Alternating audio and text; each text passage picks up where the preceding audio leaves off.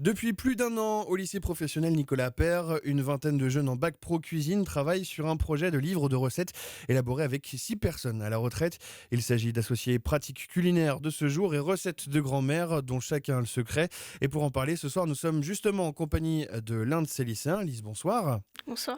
Et nous sommes aussi accompagnés de l'initiatrice du projet, Pauline Porte, qui est enseignante en art appliqué au lycée. Bonsoir. Bonsoir. Merci d'avoir répondu toutes les deux à l'invitation de Sun. Alors, ça fait plus d'un an, on le disait, que vous travaillez sur ce projet. Mais déjà, comment est-ce que ça a démarré? D'où est-ce que vous est venue cette idée? En fait, moi je suis art thérapeute et du coup j'avais envie de faire quelque chose un petit peu dans cet esprit-là. Et puis je suis prof à côté et voilà, c'était l'idée de mélanger les deux. Et du coup, quand je me suis retrouvée mutée au lycée Appert, je me suis retrouvée avec une classe de cuisiniers et puis là c'était tout vu quoi. Voilà, faire de la cuisine en maison de retraite, c'est arrivé comme ça. Et puis la classe fonctionnait bien, ils étaient chouettes et du coup je me suis dit que c'était avec eux que j'allais faire le projet. Donc, Alors, c'est un projet qui, justement, rentre dans le cadre de leur cursus ou c'est en parallèle c'est en, de celui-ci? c'est en plus, c'est du bonus. Voilà. La direction de l'établissement a tout de suite donné son accord? Oui, au début, ils trouvaient que c'était un projet bien ambitieux. Puis c'est vrai que moi, je suis contractuelle. Je sais jamais si je suis là l'année prochaine. Donc du coup, faire un projet sur 2 ans, voilà, pour eux, ils attendaient de voir un petit peu. Et puis, il fallait que je trouve des sous. Et puis, voilà, il y avait plein de problématiques à résoudre. Donc, ils me suivaient dans l'esprit. Après, ils se demandaient un petit peu à quoi ça allait ressembler. Et puis le temps a passé, on a finalement trouvé des sous, des partenaires, et du coup c'est devenu beaucoup plus concret. Et puis c'est vrai que là, ils nous suivent, il n'y a pas de souci quoi. Du coup, quelles ont été les différentes étapes du projet depuis janvier 2015? Et du coup, je suis allée rencontrer la directrice de la maison de retraite que je connaissais bien. Elle a été partante pour le projet, et du coup on a fait des demandes auprès de la mutualité qui s'occupe de la maison de retraite. Et puis, je suis allée voir la MGEN, on a répondu à des appels à projets qui n'ont pas forcément réussi, mais le projet, on a pas mal parlé du projet, et du coup, les gens ont pris connaissance, et la MGEN m'a contacté, enfin voilà. Et du coup, on a commencé à récolter pas mal de sous, les élèves ont rencontré les personnes âgées, dans un premier temps, en juin 2015, ouais, c'est ça. Et puis du coup, voilà, ça a bien marché, ça a bien fonctionné, tout le monde était bienveillant, ça se passait très bien, donc du coup... Et il s'est trouvé que je rempilais pour la rentrée d'après, donc le projet a continué. Voilà. Du coup, comment ça s'est passé pour motiver plusieurs lycéens dont Lise fait partie, on le rappelle, et ensuite aussi trouver ces 6 personnes à la retraite, les motiver également? Les élèves, c'était pas très compliqué de les motiver, parce qu'en fait, quand je leur ai dit que je leur ai parlé du projet, ils étaient assez partants. Ils étaient assez flattés d'avoir été la classe qui a été choisie, parce que c'est un projet assez consistant. Ah, c'est une classe entière du coup? Ouais, Ok. c'est tous les élèves de la classe. Ok. Donc du coup, voilà, ils étaient assez flattés pour le. Enfin, moi, c'est un peu ce que j'ai ressenti. Et puis après, la maison de retraite, elle a fait un petit casting, un petit peu. Voilà, elle en a parlé un petit peu autour d'elle. Et puis les résidents, c'est tous des volontaires. Voilà, on n'impose rien à personne. Et du coup, ils viennent à la première séance, ils viennent à la troisième, ils viennent pas forcément à la deuxième, mais voilà. Ils viennent en fonction de leurs possibilités, de leurs envies, de leur fatigue aussi.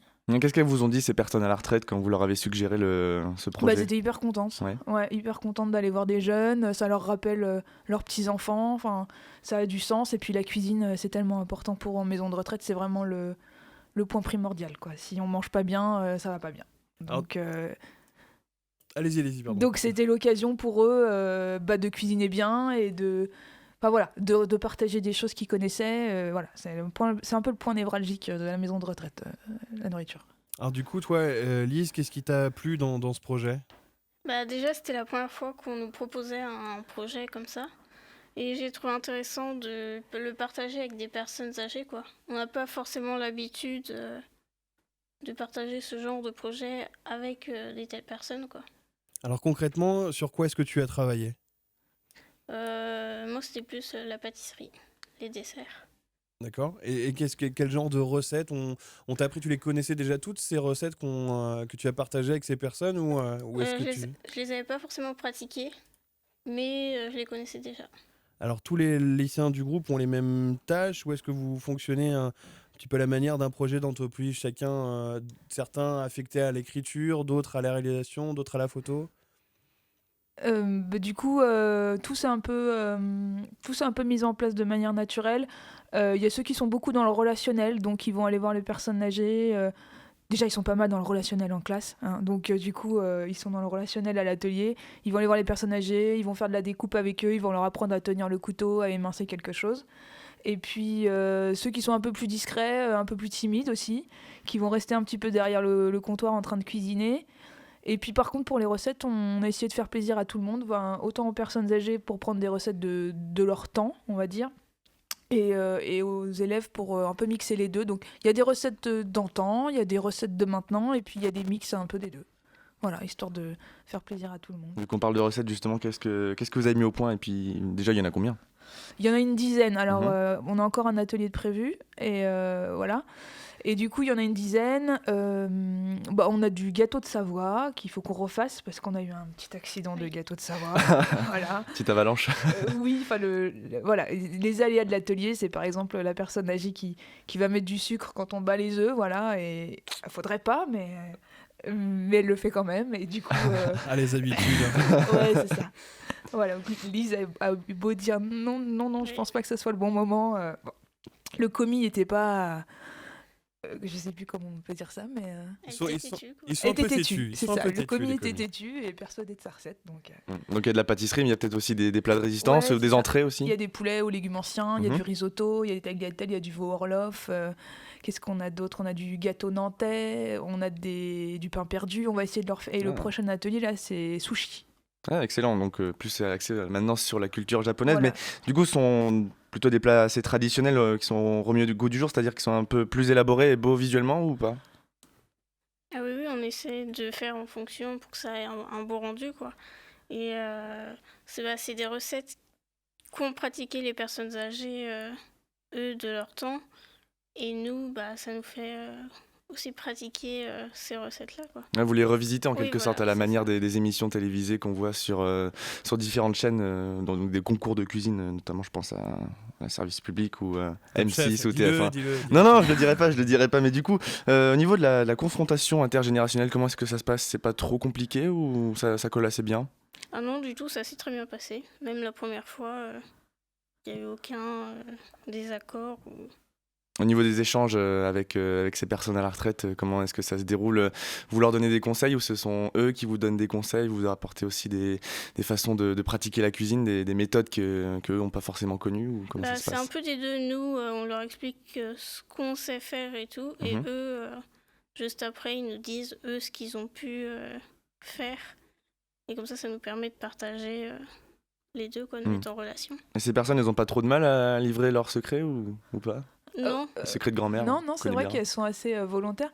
Au début, c'était rigolo parce qu'on a deux messieurs dans le projet et on a un monsieur qui avait jamais cuisiné de sa vie. Voilà, il avait oui. toujours regardé sa femme faire les mains dans les poches.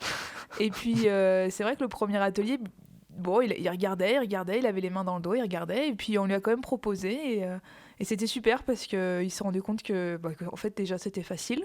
Enfin, c'était pas aussi compliqué que ça en avait l'air. Et puis, en fait, ça lui a bien plu. C'était un moment assez émouvant parce que, voilà, c'était la première fois qu'il cuisinait, en fait. Ah, merveilleux. Voilà. Alors on parlait de rôle tout à l'heure. Vous, Pauline, vous êtes donc professeur d'art appliqué dans le lycée.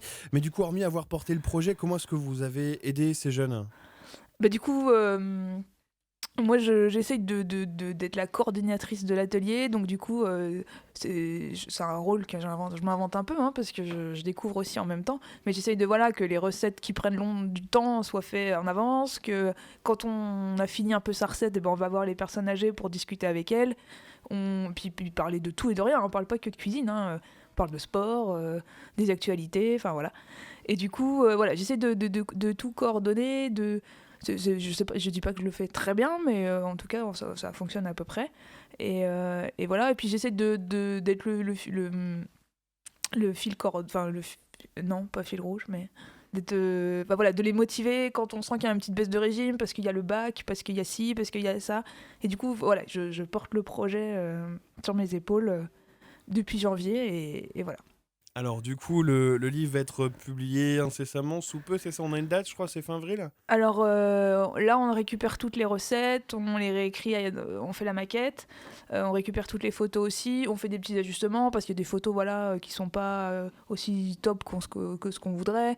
Donc on fait des ajustements. Par exemple, on se demande si on va pas alors je sais plus comment ça s'appelle, le code, l'espèce de code là qu'on flash et Ah, le QR code. QR code, Ouais. c'est ça. Voilà, on se demande si on va pas mettre un QR code sur le livre pour aller ensuite retrouver le site illico du lycée pour aller récupérer les recettes. Enfin voilà, on voudrait faire un truc un peu comme ça. Et puis du coup voilà, on est en train de tout récupérer, toute la matière, tous les témoignages, les questionnaires. On fait aussi des questionnaires là où Lise a répondu par exemple, est-ce que t'es plutôt sucré-salé? Et puis on met en parallèle avec les personnes âgées pour voir un petit peu les réponses de chacun. Un peu un truc à la Proust, mais version cuisine quoi. Et puis du coup voilà, et le livre devrait être imprimé mi-mai, c'est un peu notre deadline. Et puis après, on fait un vernissage au Gérontopole. Alors où est-ce qu'on pourra le trouver ce livre un petit peu Et ben plus moi, tard j'aimerais bien qu'on puisse le trouver à la mairie de Nantes, au CCAS, au Gérontopole, à la MGEN, voilà. Donc ça, c'est dans l'idéal. Et puis après, s'il peut circuler encore plus, et ben volontiers. Il pourrait être accessible sur un site internet Ouais, éventuellement. j'aimerais bien qu'il Ouais. soit en PDF en aussi. De toute PDF. façon, il est gratuit, donc l'idée, c'est pas du tout de faire de l'argent Ok. là-dessus. C'est vraiment qu'il soit disponible, qu'il serve pour des ateliers, qu'il serve pour des cours de cuisine, qu'il serve en maison de retraite, qui servent à... Enfin, voilà. Pour tout à Voilà. chacun.